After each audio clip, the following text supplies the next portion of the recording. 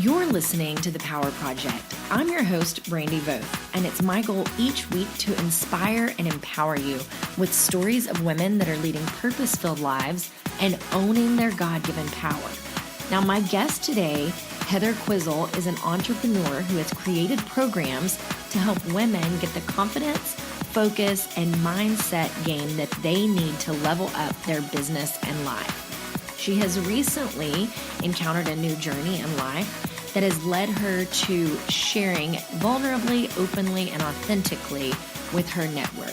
She has inspired and empowered women all across the world, and I know that you are going to gain some inspiration from her today as well. Now, I did this in a Facebook Live interview, so I didn't hit record from the very get-go. So we're going to jump in with the question that I asked her, which was what led her in the beginning to begin this mission and take this platform. I know you're going to love this interview. Yearning to speak into women and empower women and build women up. Where did that come from? You know, I think this has always been a theme for me, even when I was a kid. I was always attracted to the girls that were a little broken, maybe a little unaccepted. And it was always important to me to help people feel welcome. And I think a lot of that stems from I know what it feels like to be broken. I know what it feels like to feel that you're not accepted. And for me, that's just not something I want other people experience. But more importantly, I think that I've learned in my own life journey that you truly can be whoever you want to be, no matter what somebody on the playground told you, or maybe what your parents told you, or, you know, what you thought based on what you saw in the world around you was your potential. And I think once we give women permission to be more, that's for me when the world really begins to change and be incredible. Right. I know. I love that. And I think that I too have always had that same heart and that same passion. And when you find a way to leverage that, and thanks to social media, we get to do this on a daily basis. I think it's beautiful. And I brought Heather on today because this is the month of love, and over on the Power Project podcast, we're talking about all the things about what our guys feel about us. We're going to be talking about what we women feel surrounding love and marriage and relationships. And we want to just embrace all of that. And Heather has a beautiful love story that I have followed along with, as well as some of her other followers, close friends. So Heather, if you would just share your story with us today, I would be honored. Well, this is a really neat opportunity, Brandy, and I want to thank you for that. It's so interesting to be in a space where other people are calling my life, my marriage, a love story. And a little bit of background on me and my husband, Larry. We met in high school, as some people do. And I would love to tell you that marrying him was so easy to do. But I think like all marriages, you know, we had rough years. But I knew instantly, like the first time my husband kissed me, that I was going to marry him. And we went to college together. We got married right out of college. And I remember it being just the happiest day. My mom kept saying, like, aren't you nervous? You know, and I'm running around the hallway holding my wedding dress up, and I'm like, what do I have to be nervous for? Like, I'm marrying my best friend. This is exciting. And we had kids early. We had 3 kids. And I think our lives and our marriage really began to change when I began to change.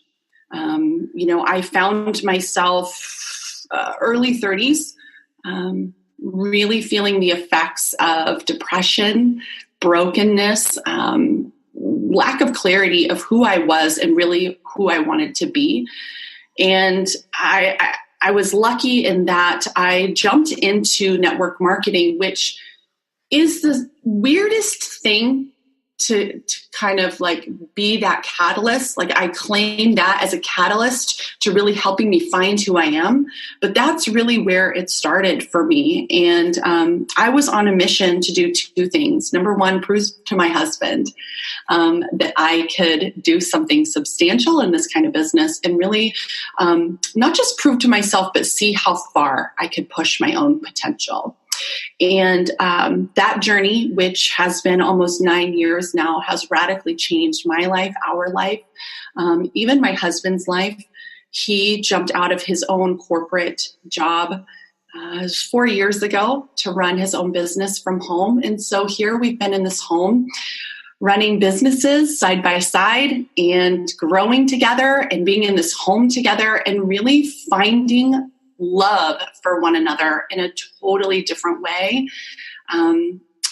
Dreaming together, traveling together, being in each other's lives, not just being parents together, not just being partners together, but truly being partners in our passions, our work, and ultimately our dreams together. And we have, I've described the last 2 years of our lives together as bucket list years. We have been to amazing places. We've had the most romantic of trips, but also we've just been excellent in partnership together. And this whole experience, our marriage, our dreams together came to sort of this public space when Larry died unexpectedly. We found him October 1st this past year. So it's just been 4 months of me learning how to navigate life without him, but also being very willing and open to share both our love, my loss, and the journey from here with other people. And thank you, because I'm amazed. I'm amazed every time that you share about it. I just have to thank you, because I've shared your story with others that have gone through the same thing recently. And you've been a resource that I've said, hey, watch this video. I don't know if it helps or not, but she's just putting it out there and letting you know what she's going through, and that you can be broken and she can be broken, and we can all, move forward in life. And you did your first live video just days after, right? And it was just the most touching and raw and lovely tribute that I think you could have possibly done. And then in turn, you have started embracing this whole new realm of having a platform of grief to share with the world, right? I mean, I guess, like this is never something you plan for. And it's never something I wanted to become or to have a platform to provide. But yet my work, my career has been built on leading women to wholeness in a way. And in so leading the way by healing my own heart. And I have been very comfortable in live video. I have been teaching and mentoring in that space for years. And after Larry died, I just felt, I wish I had an explanation, but I just felt this desire to share this piece as well. There's so much that goes into loss, and there's so much that we don't understand. I knew nothing of grief. You hear of me, Brandy, losing a spouse.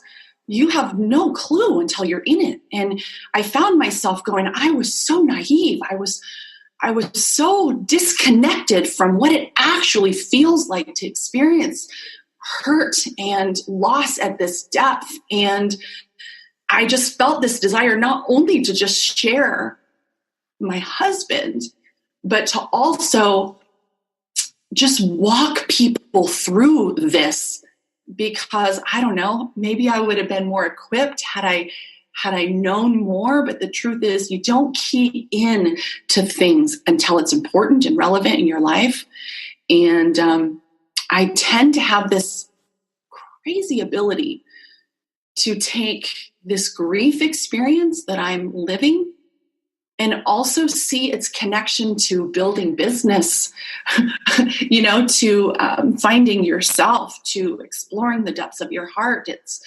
It's the most real, it's the most stripped down, authentic, vulnerable version anybody could ever experience. And I think there's so much value that I can share with other people. It's hard to not do that.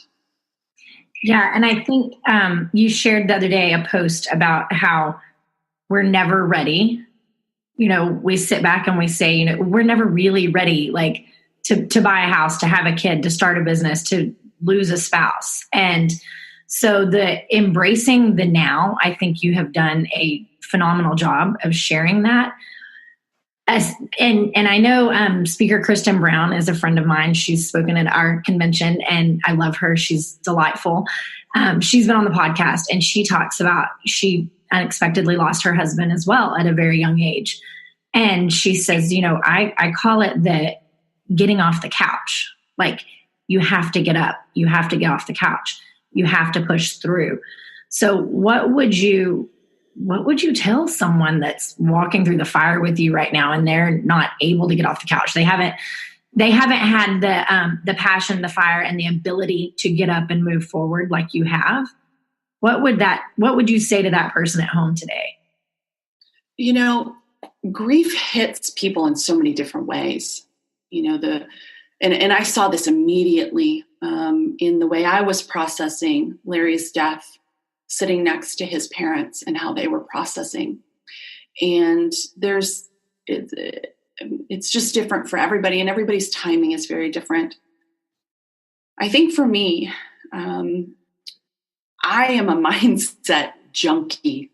I can't get enough of mindset coaching, reading about how to change the mind and morph your world into a world that you want to live.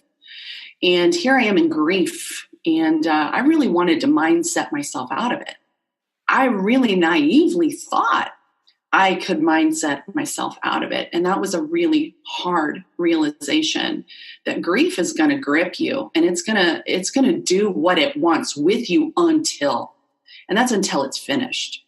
I read just this morning, if you've got 78 tears to cry, you don't end at 15 just because you want to. And I think this space of grief and advice, I remember I was gifted like a small library of grief books after Larry died. And I'm a reader, I'm a high learner, and I dug into those. And I was hungry for how to get up today. Like, what does week 1 look like? And how do I navigate that most successfully? If you can success your way through grief, what does month 1 look like? And how do I do that? And these books were showing me what will be, and beauty will come again. And you have all this. And I was like, that's great. That's fine. I believe I will be healthy and whole in years to come. But what about like right now in this moment? And I just couldn't get that. But I think my current takeaway, and keep in mind, Brandy, I'm on month 4. I know nothing. But I think there has to be a willingness. And like, I'm willing to heal. I'm willing to not be gripped by grief. I actually have discovered I hate grief. I hate how it feels. I hate being in it. And I want to spend the least amount of time I can in it. And so there's this willingness. And I think it's an openness of heart. I'm willing to be okay. Yeah. And that might not be okay for some people who also really love him. But I'm willing to be okay. I'm willing to heal. I'm willing to start a new chapter, however and whenever that should present itself to me. But I think what I have seen, I have willingly thrust myself into being a voice for grief, which means I get conversations and people reaching out and wanting to connect and share their grief stories. And what I see is too often this lack of willingness to let go. And the letting go, even just energetically, emotionally, walking away. Like I have talked about this a lot, Brandy, this feeling that I must walk away from my husband. That's a hard pill to swallow. But it's also like, I know I have a lot of life to live. And whatever spiritual belief you have, I've been called to walk a big chunk of my life without that love for him, without him in it. So I have to be willing to say, okay, there's more to life. There's more to my story. I'm willing to explore it. It's just that willingness. Now, we talk a lot about Plan Bs on this podcast, and I have to ask you today, do you have a Plan B?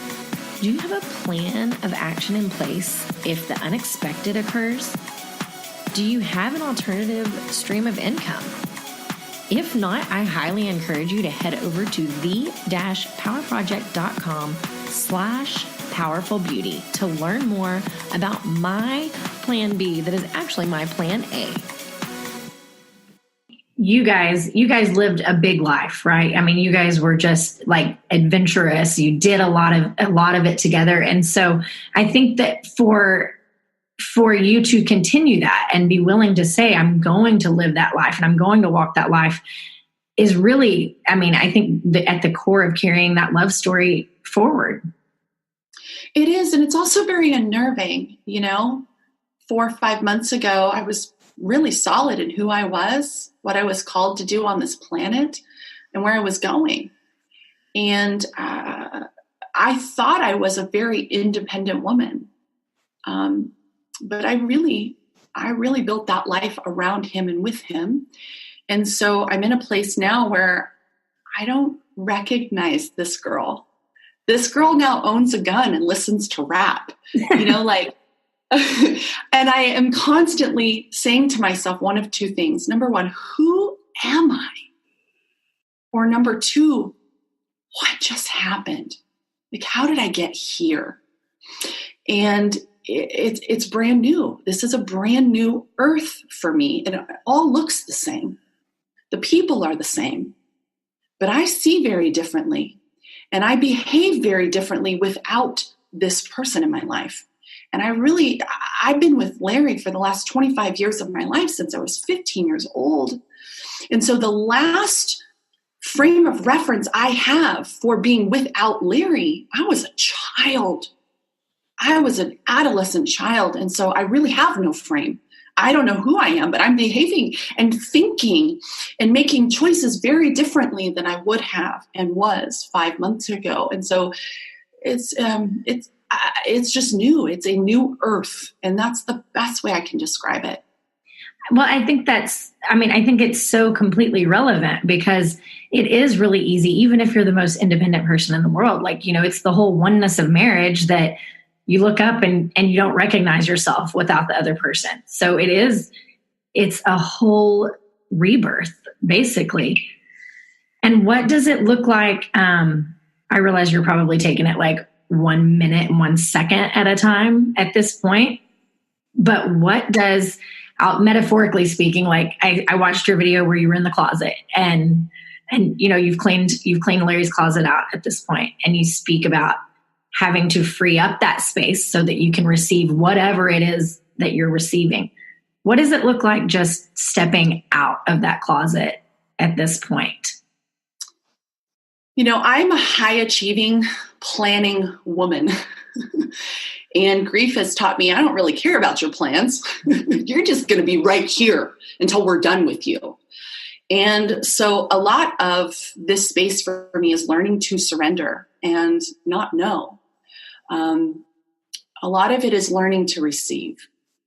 For somebody who I've built my life around pouring into other people, giving love, I'm now really being called to accept it, receive it, and ask for it. I've talked about this a lot too, Brandy. Like, I can't do grief alone. It is the most physically painful thing I've ever experienced. And I mean, physically painful thing. I can't tolerate it. I literally cry out for, like, give me something, because I can't do this, which means I have to be willing to make a call, step across the street, knock on a door and say, I need you. I need help. And that's asking for help. For high achieving women, that's very hard to do. But yet, this is the space. These are the learning lessons. And again, it goes back to this willingness. I'm open. Okay, I can't operate life as I have. I can't just pour into other people. I have to learn how to ask. And in asking, Brandy, I'm actually giving somebody a gift, right? This is one of the greatest lessons I've learned, that me not helping is actually robbing. Me not asking for help is robbing somebody who desperately wants to feel like they've done something to help me and my kids, And so I got to humble myself and put myself in a position where actually I still get to pour into people, but it's by asking for help now. And so, stepping forward and stepping into this life, it's blind. I don't know. I don't have a clue. I don't know what next month, next year, 5 years from now will look like, but I have a hope. I hope that I will be healed. I know how I want to feel. So rather than goals being outcome oriented, they're now feeling oriented. I don't want to be in the fetal position on my bathroom. I don't even want to be there next month, let alone next year. I want to feel strong. I want to feel like I've got a pulse on my life, my kids. I want us to feel happy, find joy. And so again, I have to have an open heart.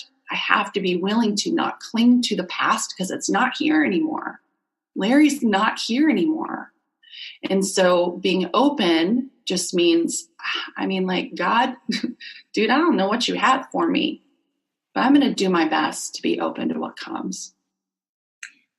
And you just celebrated a birthday. So happy birthday. And you've made it very open that, I'm going to have fun this year. This is going to be a fun year. So what is something that maybe in the past has been something that you have enjoyed or something that you've done with Larry that you choose to continue doing, something that brings you joy that you're going to continue doing this year in your year of fun? I don't know that looks like details to me, but again, it's a choice. Like having fun this year is a choice, choosing to move forward from loss and find happiness, allowing myself to laugh, have fun. That's a choice.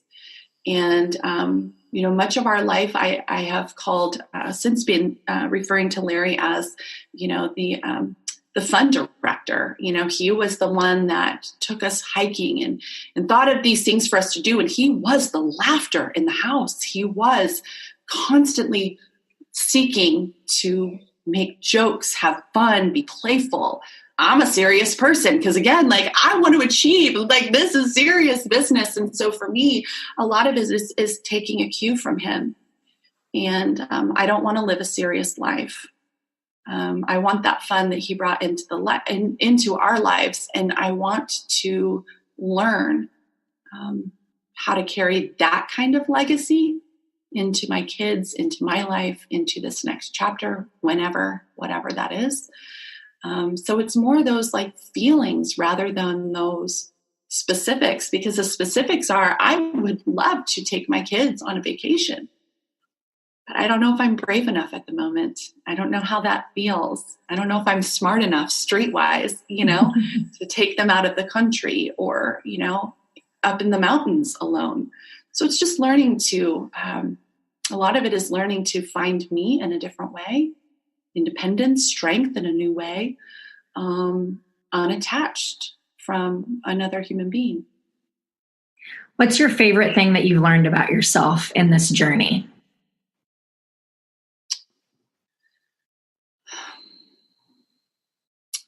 I don't know if it's a specific thing I've learned, but maybe solidified. When my husband died,